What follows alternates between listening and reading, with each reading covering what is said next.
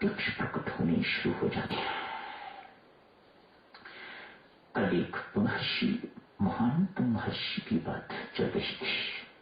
हर वर्ष जिनकी पूजा का दिन मनाया जाता है, महर्षि व्यासदेव, हर वर्ष व्यास पूर्णिमा मनाई जाती है। ऑल ओवर दी वर्ल्ड, संसार भर में पूज्य व्यक्ति की बात आपके सामने, मानो उन्हें भी बिन समर्पण, बिन शरणागति शांति नहीं है।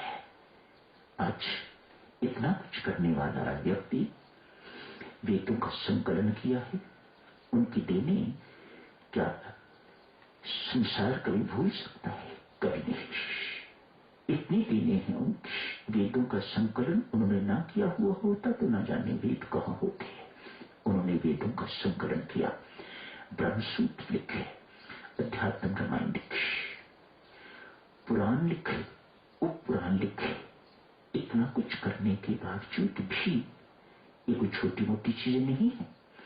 इतना कुछ करने के बावजूद भी आज सरस्वती नदी के किनारे महर्षि उदास बैठे हुए हैं, अकेले, आंखों में आंसू है। देवऋषि नारद वहां पधारते हैं। एक ओर देवऋषि नारद हैं, दूसरी ओर महर्षि व्यास।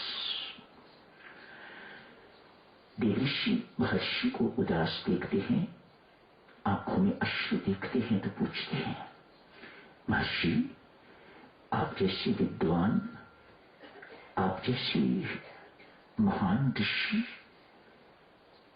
को उदासी एवं आंखों में आंसू, क्या बात है? यहां साक्षण देवऋषि महर्षि से कहते हैं, पूज्यवर, संसार में उदासी के दो ही मुख्य कारण शास्त्र वर्णन करता है। सर्वप्रथम ये, जिंदगी में किसी चीज का अभाव हो तो व्यक्ति दुखी होता है, उदास होता है। अभाव मानो जो आप चाह रहे हैं, यदि आपको नहीं मिला तो वह अभाव आपके जीवन में है। पर मोटा शब्द देवऋषि ने समझाने के लिए कहा, सर्वप्रथम जिसके जीवन में किसी भी प्रकार का अभाव है, वह महसूस करता है, वह उदास होगा। उसकी आंखों से छिप छिप के या सबके सामने यदि हिम्मत हो तो आंसू बहते रहेंगे। कई बहुत ऐसे भी होते हैं, पीना जानते हैं, वे आंसू पीते रहते हैं, वे बहाते नहीं है, लेकिन आंसू तो बह रहे हैं। चाहे वे पीते हैं, चाहे वे बहते हैं, एक ही बात है, लेकिन आंसू तो उदासी, दुख, ये इतना दुखदायी है। दुख, जीवन का अभाव इतना दुखदायी है कि ये आपको रुलाए बिना रह नहीं सकता। किसी न किसी समय अवसर पाके ये रुला के ही आपको रहेगा। महर्षि आज उदास हैं, रो रहे हैं, एक कारण। दूसरा कारण देवऋषि ने बहुत हमें चमकाने वाला कारण कहा है। दिव्य सज्जनों, देवऋषि कहते हैं, यदि किसी का स्वभाव कटु है, व्यवहार ठीक नहीं है, आचरण ठीक नहीं है, दूसरों के दोष वर्णन करने वाला, देखने वाला व्यक्ति है, तो वह भी उदास रहेगा, वह भी दुखी रहेगा। क्यों? उसे कुछ अच्छा नहीं दिखाई दे रहा। देवरानी के दोष, जेठानी के दोष, देवर के दोष, सास ससुर के दोष, इत्यादि इत्यादि, इन्हीं चीजों पे वह रमता रहता है या रमती रहती है, अतएव सुख कहीं पास नहीं आता। एक दूसरा कारण देवऋषि नारद ने उदासी का बताया। महर्षि ने इन दोनों कारणों को स्वीकार किया है। स्वीकार करने के बाद कहते हैं देवऋषि, जो कुछ मुझे प्राप्त करना चाहिए था वह अभी तक मुझे प्राप्त नहीं हुआ। किन चीजों के पीछे हम पड़े रहते हैं? प्राप्त करने वाली संसार में क्या चीजें हैं और हम कहां भटक रहे हैं और इसी भटकन में जिंदगी व्यतीत हो जाती है। एक जिंदगी नहीं रामस्वरूप जी, अनेक जिंदगियां आदमी बर्बाद कर देता है, अनेक जन्म आदमी बर्बाद कर देता है इस भटकाव में। असली के पीछे पड़ेगी रहनी। जो चीज मुझे प्राप्त करनी चाहिए थी वह मुझे अभी तक प्राप्त नहीं है। मैं परमात्मा की कृपा का पात्र नहीं बन पाया। मेरी भक्ति में अधूरापन है। महर्षि स्वीकार करते हैं। कौन महर्षि देवी? महर्षि व्यासदेव। संत महात्मा ऋषि मुनि जिनकी पूजा करते हैं वे इस वक्त कन्फेस कर रहे हैं मेरी भक्ति अपूर्ण है। मैं परमात्मा की कृपा का पात्र नहीं बन पाया। मैं उसकी कृपा से वंचित हूं। देवऋषि, ये मेरी जिंदगी का अभाव मुझे उदास कर रहा है, रुला रहा है। हमें क्या चाहिए? विवाह, शादी, नौकरी। हम तो इन्हीं चीजों में जिंदगियां बर्बाद कर देते हैं। मानो किसी के घर संतान नहीं है, पुत्र पैदा हो गया तो लगता है उसे जैसे भगवान मिल गया।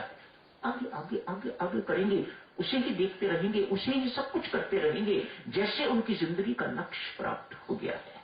देख के हंसी भी आती है, दुख भी होता है, बेचारी कहां भटक रही है। ऐसी ही जिंदगी बर्बाद हो जाएगी। ऐसे ही एक हार्ड मांस का एक बोरा, एक खून, हड्डी, पसली इत्यादि का एक बोरा खून का मिल गया है। निष्ठा का बोरा, संत महात्मा कहते हैं निष्ठा का बोरा एक और मिल गया है और वह इसी को देख के निहाल होती जा रही है। मुझे सब कुछ मिल गया है। मेरे घर संतान नहीं थी, 10 वर्ष के बाद आज मुझे पुत्र की प्राप्ति हुई। देवऋषि का अभाव, महर्षि का अभाव इस प्रकार का नहीं है। मैं परमात्मा की कृपा का पात्र नहीं बन पाया। मैं परमात्मा की कृपा से वंचित हूं। देवऋषि इसलिए उदास हूं, इससे मेरी आंखों में आंसू है। देवऋषि यह महर्षि को उपदेश देते हैं।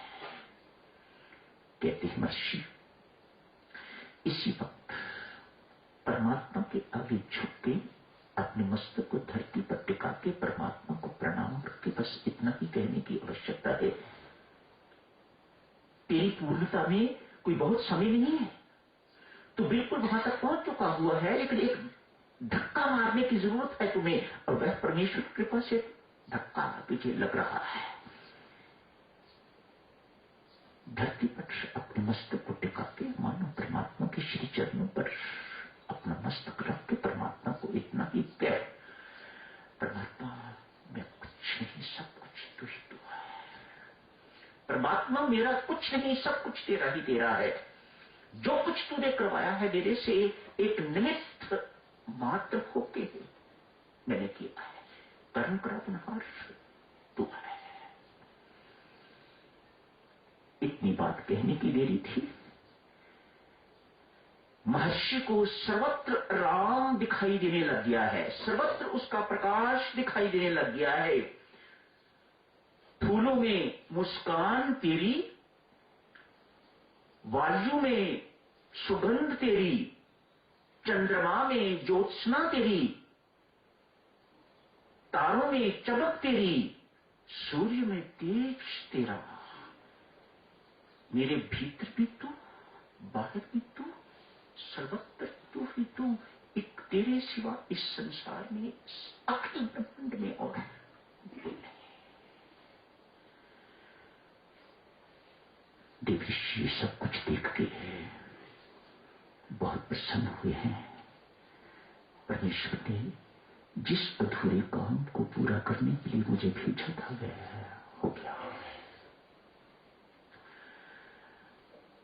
महर्षि को लगा आज जिंदगी में पहली बार ऐसा महसूस किया है कि एक भटकती हुई बूंद सागर में जाके प्रवेश कर गई है और सागर बन गई है। भक्ति भाव में डूबे हुए महर्षि व्यास ने इस वक्त श्रीमद् भागवत की रचना की है। शेष ग्रंथों में और श्रीमद् भागवत में जमीन आसमान का अंतर है।